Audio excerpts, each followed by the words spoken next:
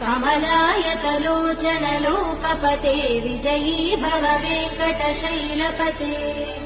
स चतुर्मुख षण्मुख पञ्चमुख प्रमुखाखिल दैवतमौलिमणे शरणागत वत्सल सारनिधे परिपालय मां वृषशैलपते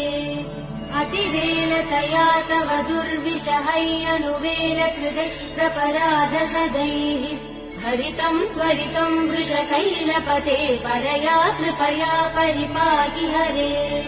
अधिवेङ्कटशैलमुदारमते जनताभिमतादिगदानरतात् परदेव दया गदितान् निगमै कमलादयितान् परं कलये